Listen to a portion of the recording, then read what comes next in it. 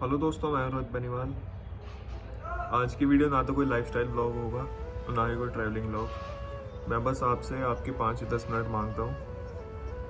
अगर आपको अच्छी लगी वीडियो तो आप शेयर भी कर सकते हैं। बाकी वीडियो इंस्टाग्राम पर भी डालूंगा मैं और यूट्यूब पर भी।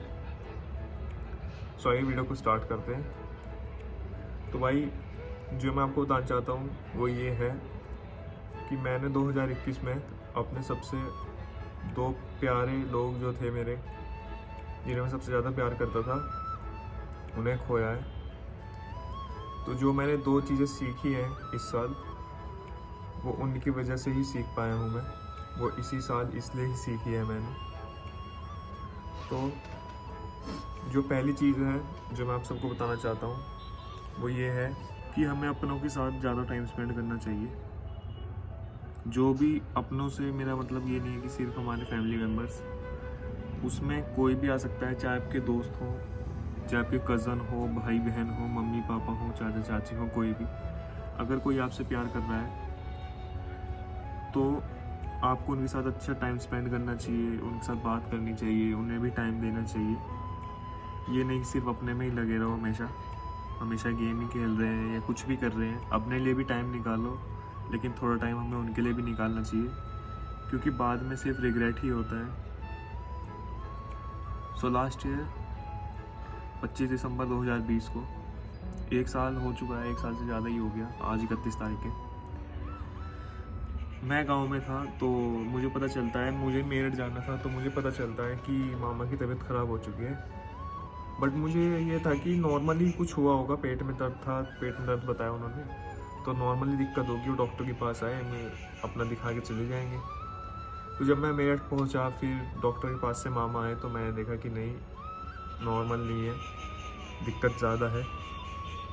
तो फिर मामी वगैरह घर चले गए, मामा हमारे पास रुक गए, क्योंकि रिपोर्ट्स भी लेनी थी और 1-2 दिन हमने सोचा कि हमारे पास ही रह लेंगे। तो शाम को मामा की तबीयत काफ़ी ख़राब हो गई, हॉस्पिटलाइज कराना पड़ा। फिर दिल्ली रेफ़र किया, एम्स में रहे। फिर अराउंड 1 हफ्ते बाद 2 जनवरी को मामा हमें छोड़ के चले गए। मतलब कि वो टाइम ऐसा था, हमें कुछ समझ ही नहीं आया कि ये अचानक से हुआ क्या। हमने सोचा ही नहीं था कि कभी ऐसा कुछ हो भी सकता है। सब कुछ चेंज हो गया। मतलब मामा के छोटे छोटे बच्चे, 1 साल की बेटी, 4 साल का बेटा, तो सब कुछ एकदम चेंज हो गया, पूरी लाइफ ही चेंज हो गई एकदम से। फिर दूसरी चीज़ ऐसी हुई कि सेकेंड वेव का टाइम था और यूपी में इलेक्शंस थे, जिला पंचायत, ग्राम पंचायत, ये सब। उसकी वजह से कोविड बहुत ज़्यादा फैल चुका था गांव में। चाहे कोई माने ना माने, लेकिन इलेक्शन से ही कोविड हुआ था। और शायद थर्ड वेव भी इसलिए ही आएगी क्योंकि हमारे इलेक्शन चल रहे हैं। वेव तो आती है, बट उसका जो इम्पैक्ट होता है किसी पर्टिकुलर जगह पे इलेक्शन की वजह से, वो बहुत ज़्यादा बढ़ जाता है। तो सेकंड वेव का टाइम था, गांव में शादी थी हमारे फैमिली में ही, सब अच्छे से चल रहा था, गांव के लोग थे, सब अच्छे से आए हुए थे। 10 दिन के बाद हम फिर से गए गांव में, तब भी सब कुछ सही था, दादा के साथ अच्छे से रहे। फिर 4 से 5 दिन बाद पता चलता है कि दादा की थोड़ी तबीयत ख़राब है, फीवर वगैरह है। चाचा चाची को भी था, तो मुझे तो लग रहा था कि हाँ कोविड ही है, बट बाकी सब सोचते थे कि नहीं, नॉर्मल ही होगा, नॉर्मल फीवर होगा, कुछ भी ऐसी दिक्कत हो रही होगी। तो 2-3 दिन बाद दादा की तबीयत ज़्यादा बिगड़ गई। फिर उनको मेरठ लेकर आए, हॉस्पिटल में एडमिट कराया। फिर अराउंड 15 से 20 मिनट बाद ही दादा भी गुजर गए। तो ये टाइम ऐसा होता है कि आप कुछ समझ नहीं पाते, आपको ये नहीं पता चलता कि हो क्या रहा है। एकदम से सब कुछ बिखर जाता है। जो अब आपकी मेमोरीज़ हैं, जो पूरी लाइफ टाइम की आपकी मेमोरीज़ होती हैं, वो आपके दिमाग में घूमने लग जाती हैं कि यार ऐसा हुआ था, वैसा हुआ था, मैं एक बार लास्ट बार दादा से बात कर लेता, या मैं कुछ भी कर लेता उनके लिए, मैं ऐसा कर देता, वैसा कर देता। तो जो दूसरी चीज़ मैंने सीखी है वो ये है कि हमें प्रेजेंट में ज़्यादा जीना चाहिए। हमें अपने पास्ट या फ्यूचर में ज़्यादा नहीं जीना चाहिए कि पास्ट में क्या हुआ या फ्यूचर में क्या होगा। देखिए यार, जो होगा वो तो होगा ही, आप उसके लिए मेहनत करो, सब कुछ करो, एफर्ट डालो, लेकिन उसमें ही मत पड़े रहो। ये मत सोचते रहो कि यार आज से 25 साल बाद या 30 साल बाद या 35 साल बाद क्या होगा, मेरे बच्चों का क्या होगा, इनका क्या होगा। हमारे मम्मी पापा हमेशा हमारे में ही लगे रहते हैं, दादा दादी भी हमारे में, मम्मी पापा भी हमारे में, बस ये कि इनके लिए कर लो, इनके लिए वो कर लो। कि अगर आज आपको कोई गाड़ी लेनी है और आपके पास उतने पैसे हैं, गाड़ी हो, बाइक हो, फ़ोन हो, कुछ भी हो, जिससे आपको खुशी मिल रही है और आपके पास उसके हिसाब से अच्छे खासे पैसे हैं, थोड़ी सेविंग भी है, तो यार उसको लो, लाइफ को एंजॉय करो। लेकिन उसका मतलब ये नहीं है कि आप बस उसे लेके अपना सब कुछ ख़त्म कर लो।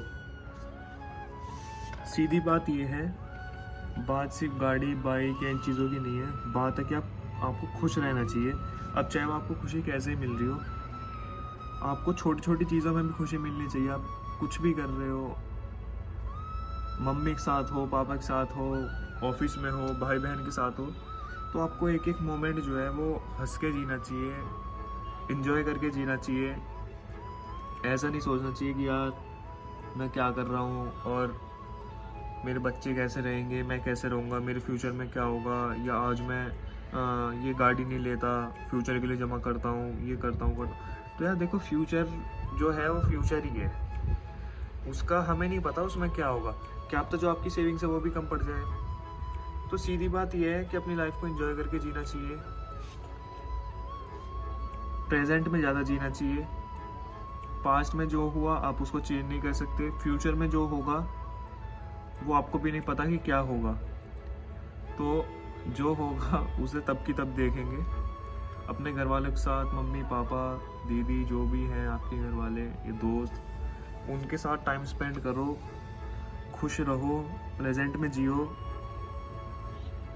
और वही बात है कि फ्यूचर का किसी को नहीं पता, मतलब लाइफ इतनी अनप्रिडिक्टेबल है कि अभी कोई सही है और कल का हमें उसे पता नहीं है कि उसे क्या हो जाए।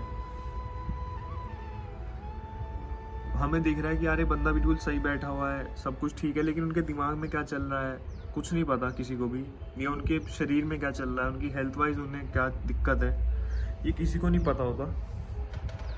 तो बस यही बात है कि 1 मिनट लगती है आपकी पूरी लाइफ को चेंज होने में। पहले मामा की डेथ हुई, फिर दादा भी गुजर गए, तो ये 2 मोमेंट ऐसे थे जिसमें हमारी लाइफ बिल्कुल चेंज हो चुकी थी। मामा के यहाँ तो यार देखो, मेरी नाना भी नहीं है, नानी है, मामी है, बच्चे हैं बस, तो उनकी लाइफ बच्चों की बिल्कुल चेंज हो चुकी है। बाकी मेरे दादा गुजरे हैं, तो हमारे तो वही थे बड़े जो उन्होंने हमें कभी कुछ कहा भी नहीं। तो ये लगता रहता है हर टाइम, देखो काम तो सारे होते हैं, हम आगे जॉब भी करेंगे, फंक्शन भी करेंगे, या घूमेंगे फिरेंगे, सब कुछ लाइफ में एंजॉय करेंगे, लेकिन कहीं ना कहीं एक कमी ये खलती है कि यार वो भी होने चाहिए थे, या वो भी ये देखते अगर हम कुछ अचीव कर रहे हैं तो दादा या मामा भी होते आज, वो भी देखते कि यार हम कुछ कर रहे हैं लाइफ में। क्योंकि दादा के गुजरने के 2 या 3 महीने बाद ही मेरे पास एक जॉब ऑफर आया था, तो मैं तब सोच रहा था कि यार दादा होते वो कितने खुश होते। वो वैसे ही इतना प्राउड फील करते थे हमारे ऊपर कि मेरे 10th में अच्छे नंबर आए, मेरे 12th में अच्छे नंबर आए, न्यूज़पेपर में फ़ोटो आ गया, इतने खुश हो जाते थे। तो बस यही है, बस यही 2 चीज़ थी जो मैं आपको बताना चाहता था। एंड धन्यवाद, आपने अपना टाइम 5 से 10 मिनट अपनी निकाली इस वीडियो को देखने के लिए। अगर आपको अच्छी लगे तो आप शेयर कर सकते हैं, अपनी लाइफ पे इसे इम्प्लीमेंट भी कर सकते हैं। तो सभी को मेरी तरफ से हैप्पी न्यू ईयर। आप सबकी लाइफ अच्छी चलती रहे, आपका साल बहुत अच्छा जाए। तो अब इस वीडियो को यहीं पे एंड करता हूँ। धन्यवाद।